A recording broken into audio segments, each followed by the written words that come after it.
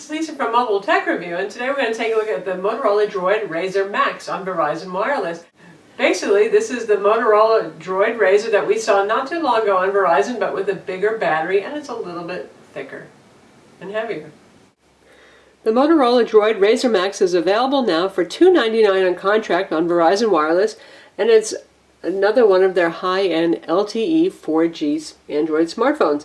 Now, I'll just cut to the chase here and tell you, this is really exactly the Droid RAZR, just with a higher capacity battery inside. It weighs about a ½ ounce more, a teeny bit more than a ½ ounce more.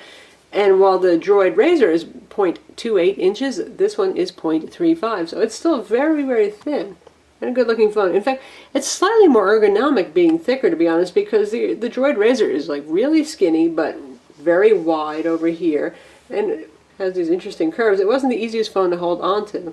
So this guy, a little bit easier to hold on to. It's got the same Kevlar back here, and this is your area for the camera with a nice shiny black strip.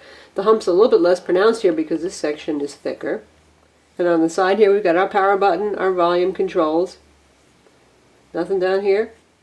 And on this side, behind the door, we have the micro SIM slot and the micro SD card slot on that side. And it comes with the 16 gig card again, just like the Motorola Droid RAZR, and it has 16 gigs of internal storage as well, so you got plenty of storage on board. And up top here, we've got this neat kind of blunted edge. I think it looks cool. 3.5mm headphone jack. You've got your micro USB and your micro HDMI ports, and this guy also works with Motorola's lap dock accessory. It says a Super AMOLED QHD display, so not quite as high resolution as some of those new 720p phones on the market, but there's still plenty of pixels. That's 540 by 960 pixels.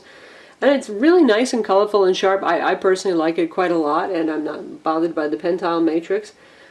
It does disappear a little bit outdoors in really bright light, though. In part, that's a factor of the glossiness of the display, but also it just doesn't have quite the level of brightness to combat bright sunlight. Capacitive buttons down here. You got a microphone hole, your front camera here for video chat, and on the back, again, we have that 8-megapixel shooter. You can shoot 1080p video. It takes okay pictures. Motorola's cameras really aren't quite where they could be in terms of the competition from Samsung and even HTC. Again, just like the Droid RAZR, because we are really talking identical here, folks, other than the battery capacity and the change in casing to accommodate that. This runs on the same 1.2 gigahertz dual-core TI OMAP CPU with graphics acceleration. It has a gig of RAM, that's 16 gigs of internal storage, and the usual Wi-Fi, Bluetooth, and GPS. In terms of signal and voice quality, you can see we just barely have 4G here. That's just how it is in our area. And just like the RAZR and even the Droid Bionic before, we see some signal waffling between 3G and 4G as a result of the fact that we're in a marginal coverage area. But given the huge battery that's on this, boy, it doesn't have much of an effect. And actually, I find it slightly more intelligent. It just gives up and stays on 3G and is a little bit shy of getting on 4G if the coverage is weak, so it kind of saves a little battery by doing that. Voice quality on this, excellent for both incoming and outgoing. One of my favorites for making calls on Verizon Wireless. Voice quality is just really nice. While it might not have the 4G staying power to hold onto a 4G signal that the Qualcomm Snapdragon 1.5 gigahertz phones do, that means the Resound and the LG Spectrum, it makes up for it with better voice quality. In terms of software, again, everything is the same as the RAZR here. You've got the same fairly clean look, a little bit of those squared off icons, but not what we would call moto blur anymore on here, not heavy with any of that kind of stuff. You get Office on here, you get Madden NFL 12, the usual Let's Golf 2, VZ Navigator, and the full suite of Google applications, mobile hotspots on here, the WebKit browser, Adobe Flash, you name it, and Motoprint software is on here as well. Not surprisingly, the phone benchmarks identically to the Droid RAZR, which means about 2550 on Quadrant. That's a pretty good score. It's good.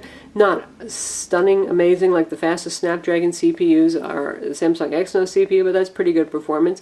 Linpack's quite good at 82 to 87 as well, so good performer. It does well in SunSpider JavaScript tests, around 2100 or so.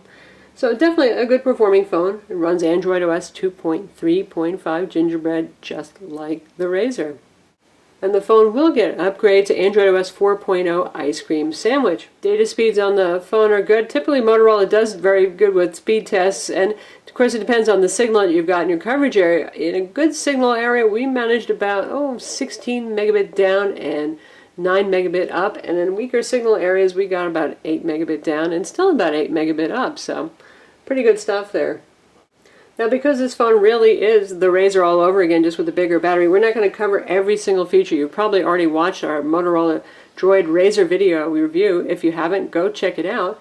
You're getting the same phone, let's put it that way, folks. The big change is that battery, and boy, it does make a difference. Now, the Droid RAZR had a pretty decent capacity, 1870 milliamp hour battery, and it's a good thing it did, because the battery is sealed inside, just like here. There's no popping this back off. It is sealed inside. So though 1870 is a pretty good capacity, Verizon with LTE usually means bad battery life, to be honest, and it made it to the end of the day. But if for those of you who use the phone heavily, it could be iffy, and then you have to carry around either, well, a charger or one of those external battery packs, which kind of does away with the whole point of having a slim compact phone, doesn't it? So for the extra $100, because this guy is $299 with contract and the Droid RAZR has now been dropped to $199, you get a 3300 milliamp battery built in. And really, that's amazing. I mean, 3300 milliamps is a lot. Usually when you get that kind of extended battery, you end up with a separate battery door. You get a very fat, large phone. This guy is almost as skinny as the original RAZR, which is a very skinny phone. And you do get just about 40% more runtime, since you get about that much more capacity. So this, even if you're a really heavy user and you're watching video, you've got email downloading, you push email, you're using the GPS and stuff like that, you should make it through easily through the day, even with the heaviest of use on a charge. It's really a killer battery.